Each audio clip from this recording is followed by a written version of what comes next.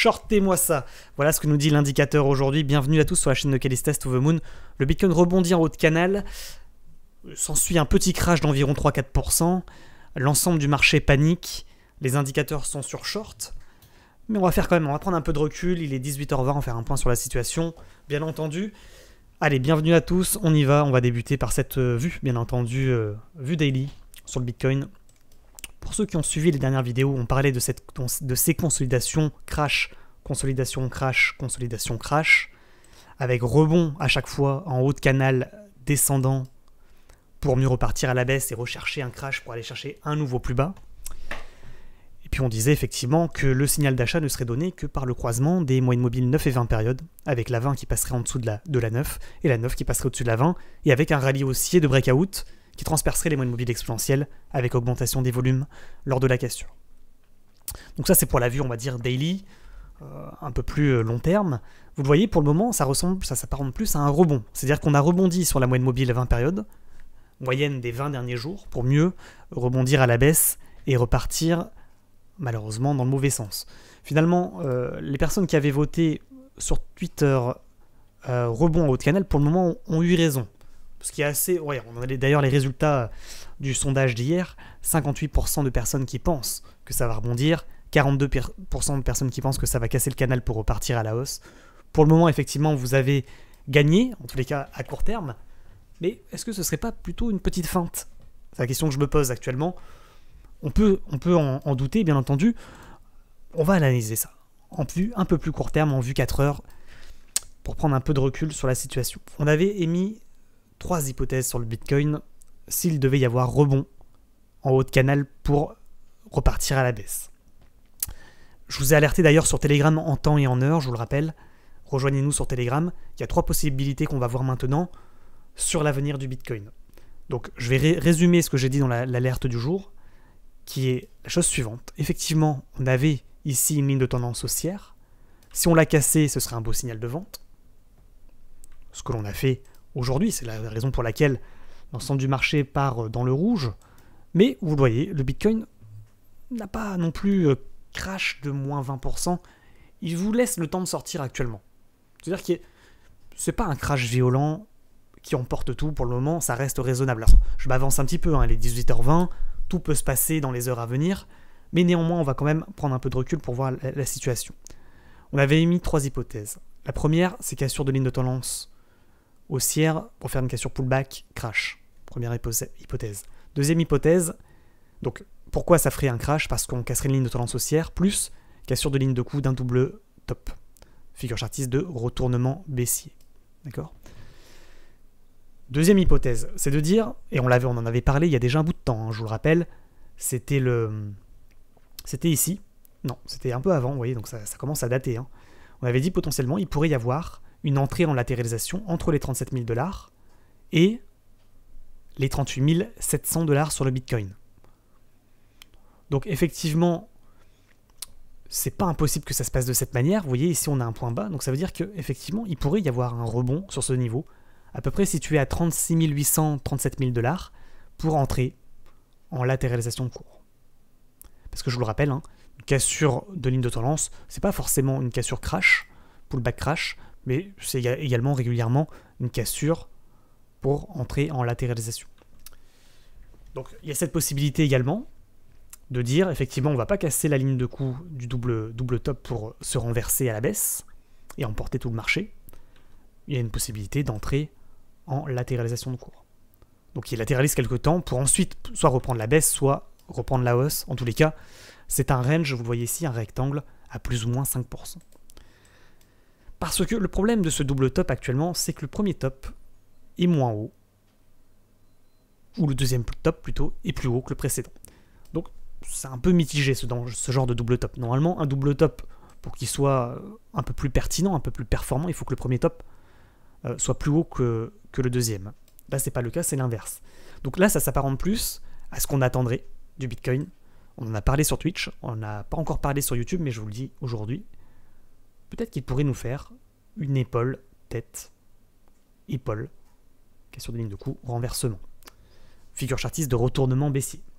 Plutôt qu'un double top, transformer ce double top avec le deuxième top plus haut que le précédent, en épaule tête épaule de retournement baissier, avec une deuxième ici, tentative de cassure du canal par le haut pour repartir à la hausse. Donc c'est pas une possibilité à négliger. On le sait, hein, les épaules tête épaule sont des figures chartistes de retournement baissier. C'est pas impossible qu'ils nous la fassent pour mieux repartir à la baisse ensuite. Ça, c'est la deuxième possibilité. Donc vous voyez déjà dans les deux possibilités, la première c'est cassure pullback crash. Deuxième possibilité, épaule, tête, épaule avec rebond sur 36,7 ou 37 000 $ pour mieux reprendre le crash. Troisième possibilité, entrée en latéralisation avec bien entendu ces deux possibilités de cassure par le haut ou par le bas du range, haussier ou baissier. Et dernière possibilité, bien entendu, cette entrée en latéralisation avec retentative de cassure de ce canal pour repartir à la hausse et retenter effectivement ce retournement haussier que l'on attend en vue journée avec cassure de la moyenne mobile 20 périodes en vue journée située à peu près à 38 700, 39 000 $ environ. Donc voilà, pour prendre un peu de recul, ne pas faire paniquer l'ensemble des personnes, effectivement, hein, si on devait casser ces 36 800 $ environ, ce serait un beau signal de vente de poursuite baissier. Vous voyez, c'est à peu près à ce niveau que ça se situe, hein, que ça va se jouer.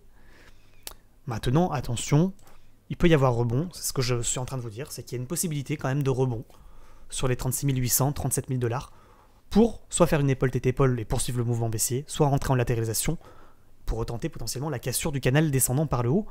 Et finalement, ce serait ici un piège vendeur. Donc c'est-à-dire qu'on piège toutes les personnes qui se sont dit « Ah, ça va repartir à la baisse, je préfère sortir des altcoins et du Bitcoin » pour finalement mieux repartir, tenter la cassure et faire effectivement ce breakout aussi. D'autant qu'on en avait parlé dans les dernières vidéos, on avait dit attention à ce rallye haussier pour crash, mais attention également à l'inverse, rallye baissier pour pump. Les marchés sont habitués pour faire ce genre de feinte, de fausses cassures haussières pour se retourner et de fausses cassures baissières pour mieux également repartir à la hausse. Donc attention à pas trop se précipiter, on n'est que sur un petit crash de 5% pour le moment. Maintenant, je ne veux pas minimiser la chose, qu'on soit très clair, hein. S'il devait avoir cassure pour moi, effectivement, des 36 800 $ de manière confirmée, à suivre en vue 4 heures, voire même peut-être en vue journée. Mais si vous regardez en vue journée, vous risquez d'être un peu en retard sur le mouvement. Donc peut-être qu'il serait plus judicieux, bien entendu, de regarder en vue 4 heures, ce cours. S'il devait y avoir cassure de ce niveau, 36 800 $, je le répète à peu près, avec augmentation des volumes lors de la cassure, effectivement, il y a de fortes chances qu'on aille chercher l'objectif de cours à peu près à 31 000 $, 30 000 $, correspondant au milieu de canal descendant, voire peut-être même en bas de canal descendant à peu près à 20 000 $. Hein. Donc attention quand même à ce scénario catastrophe. Pour le moment, ça tient. On verra ce qu'il en est pour dans les heures à venir. Je vous rappelle bien entendu que l'ensemble de ces graphiques, que ce soit la vue semaine, la vue également daily, mais également la vue 4 heures, mis à jour constamment sur le Bitcoin avec cette vue, vous voyez, long terme, logarithmique. Pour le moment, bon, on n'a pas le rallye baissier, vous le voyez bien, sur cette semaine.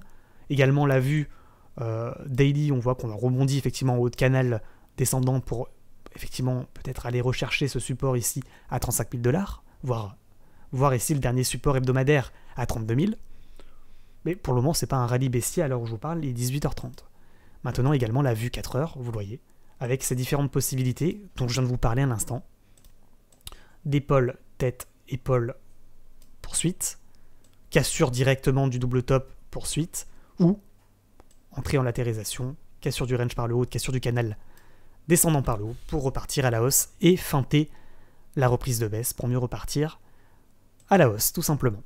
Voilà. Maintenant, je vous rappelle, l'ensemble des altcoins sont corrélés au cours du Bitcoin, donc bien entendu, faites attention, suivez ce qui va se passer dans les heures à venir, peut-être également mettez peut-être un stop loss de protection au cas où il devait effectivement y avoir cassure de ce niveau pour pas vous retrouver dans le crash.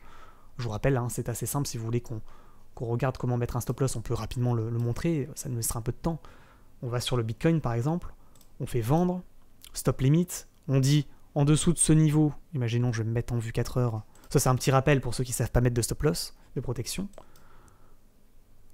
On se dit par exemple je ne veux pas que ça casse les 36 500 $, sinon je veux sortir, je mets 36 498 $ par exemple, donc je vais dans vendre, stop limit, 36 000, je mets un peu moins, 68, imaginons, 98, 68, je mets mon montant que je veux revendre, et je fais vendre Bitcoin. Et comme ça, j'ai un ordre stop loss, c'est-à-dire que si le cours touche les 36 498, je sortirai à 36 468 $, je revendrai à ce prix-là. Mes positions sur le Bitcoin, par exemple, dans notre exemple. Je vous rappelle également, bien entendu, que les likes et les abonnements sont fortement appréciés. Je compte sur vous une nouvelle fois pour mettre peut-être également un petit commentaire, pas piquer des hannetons, qui fait plaisir pour effectivement soutenir la chaîne. Puis je vous rappelle également que vous pouvez retrouver des liens affiliés Bybit et Binance en description ainsi qu'en commentaire épinglé si vous souhaitez acheter ou vendre des crypto-monnaies. Avec ces liens, vous avez moins 10% sur vos frais d'échange à chaque fois que vous achetez ou vendez des crypto-monnaies. Voilà. Enfin, je vous rappelle, bien entendu, que les alertes, ça se passe sur Telegram. Donc si vous voulez être alerté en temps et en heure avant les autres, parce qu'on ne peut pas faire des vidéos YouTube tout le temps, vous l'avez bien compris, bah, rejoignez-moi sur Telegram. Et vous avez également le chat d'entraide sur Telegram. N'hésitez pas à nous rejoindre également. Vous voyez, on a à peu près 3800 personnes à s'entraider. Donc n'hésitez pas à nous rejoindre. Et enfin, je vous rappelle bien entendu qu'il y a le Discord avec les graphiques, les fiches de trading et les vidéos formations. Prenez soin de vous, faites attention au Bitcoin, prenez vos précautions, prenez vos responsabilités d'achat ou de vente, ou de maintien, de hold, bien entendu. Je vous rappelle que le contenu de cette vidéo n'était pas un conseil en investissement, et que bien entendu vous risquez des pertes financières. Attention, une nouvelle fois, je vous souhaite à tous une bonne soirée, je vous retrouve ce soir à partir de 20h, 20h30 comme d'habitude, pour un nouveau stream sur Twitch, ainsi que voilà, un nouveau stream sur Twitch pour faire les techniques et du trading sur les crypto-monnaies. Allez, à très bientôt, ciao ciao.